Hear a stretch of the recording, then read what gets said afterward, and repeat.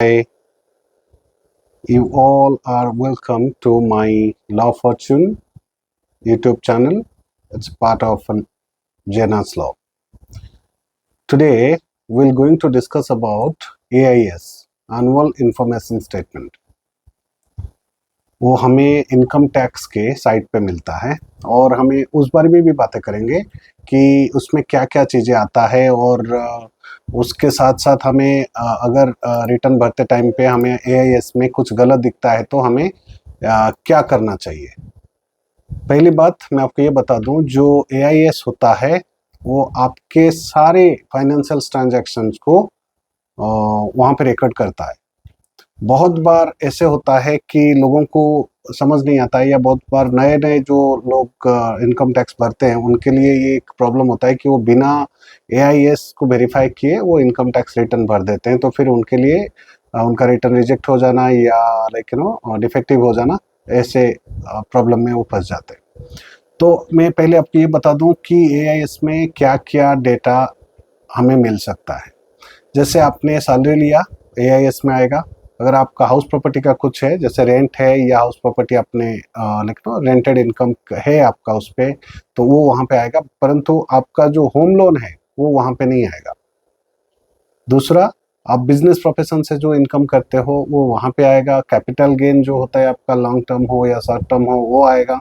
आपका डिविडेंड जो होता है वो भी वहाँ पे आएगा। आपके कितने इंटरेस्ट है बैंक अकाउंट में से आपको मिला है, सेविंग हो या एफडी हो, वो भी आएगा। इनफैक्ट आपके आरडी का भी इंटरेस्ट वहाँ पे आएगा। और उसके साथ साथ आपका एडवांस टैक्स आपने कितना भरा है वो भी आएगा। अगर आप एक बिजनेसमैन हो और आपके जीएसटी है आपके पास, उसका भी टर्नओवर का डिटेल वहाँ पे आएगा।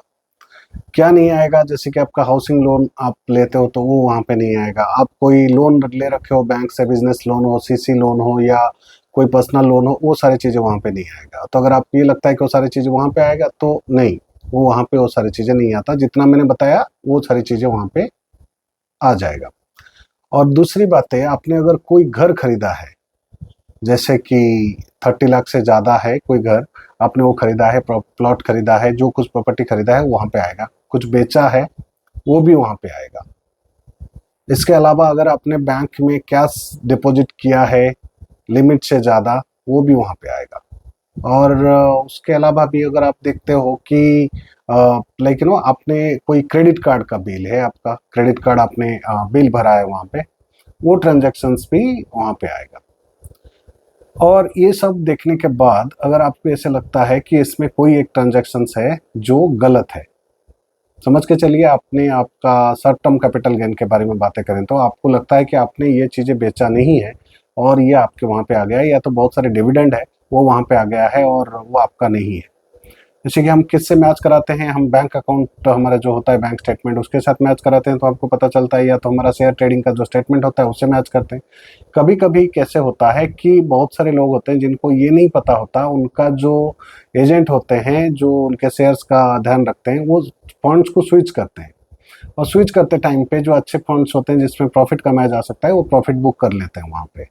अगर वहाँ पे प्रॉफिट बुक किए हैं तो फिर आपको वो सेल्स में ही आएगा, क्योंकि वो वहीं पे 26 में ही दिखेगा।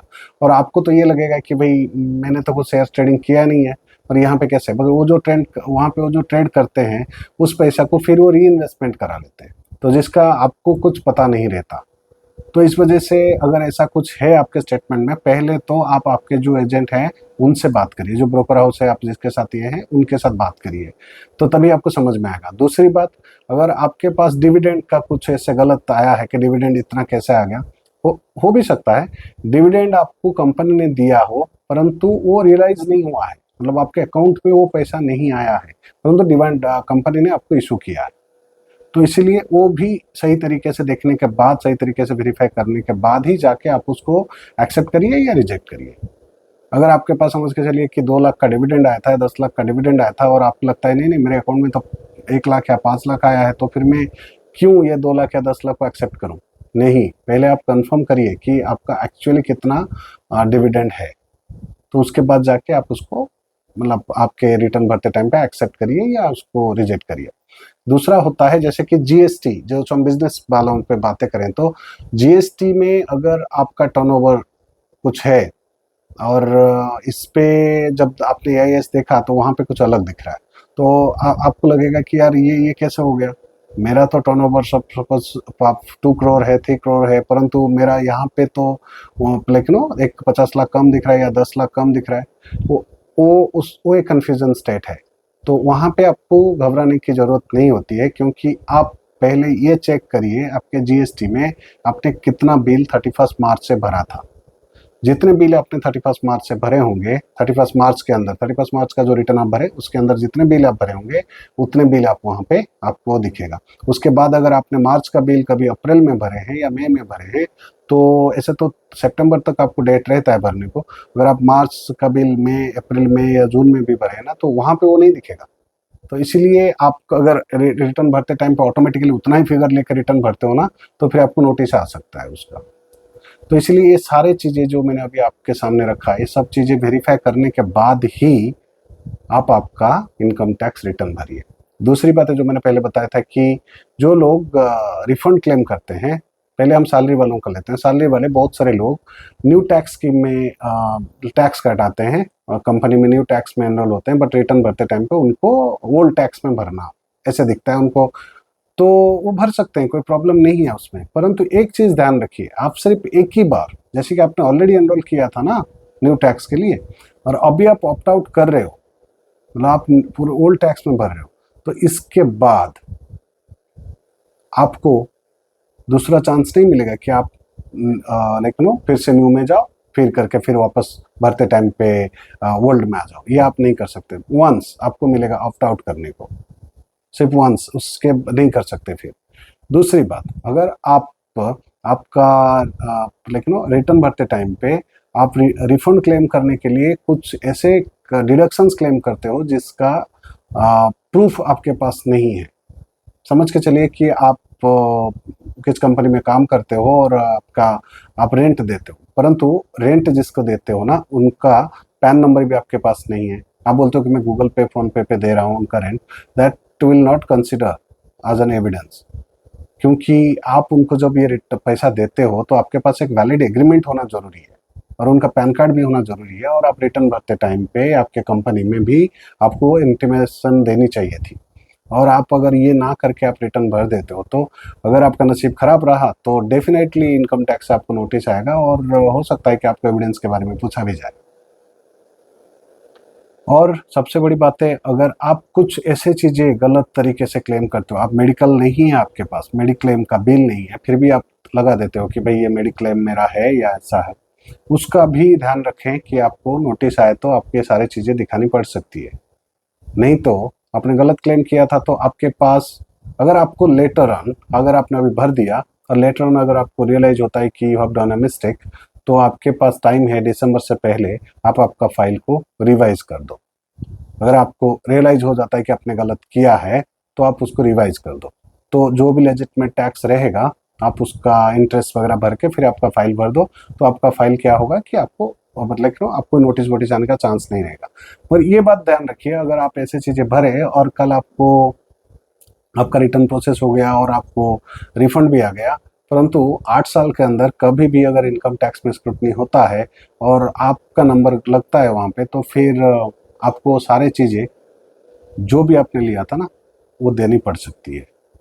तो फिर वो चीज़ें आप ना करें। अगर आप प्रूव करने में, जैसे कोई भी 1 साल का स्क्रूटनी हो गया और आप दे नहीं पाए डिटेल, तो फिर आपको तकलीफ हो सकता है। तो इसीलिए रिफंड क्लेम करते टाइम पे भी ध्यान रखिए कि आप ऐसे कोई गलत रिफंड क्लेम तो नहीं कर रहे हो। और बिजनेस वालों के लिए, अगर जिनका TDS कटा है उनके लिए भी, वो लोग जब भी रिटर्न भरते हैं उनके लिए भी सेम, एक बार आप लाइक यू नो अगर आप ऑप्ट आउट कर रहे हो, बिजनेस वालों के लिए तो इट इज़ बाय डिफ़ॉल्ट है कि आप न्यू टैक्स रीजन में भरना।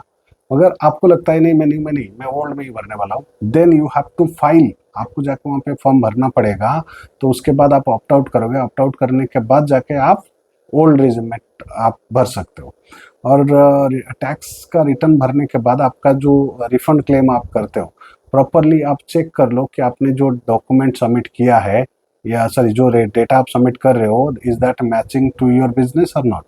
या तो ऐसे नहीं है कि आपने 50 लाख का बिजनेस किया और आपके 50,000 का टीडीएस कटे थे, समझ के चलो आप कॉन्ट्रैक्टर और आप 50,000 का टीडीएस कटे थे 50 लाख के बिजनेस पे, और आपने प्रिजम्पटिव इनकम स्कीम में जाके आपने वो ले लिया, आपका टीडीएस जो भी है वो रिफंड ले लिया, तो उससे आपको कोई रोकने वाला है नहीं, या ऐसे कोई रोकेगा, गवर्नमेंट भी आपको नहीं रोकती है।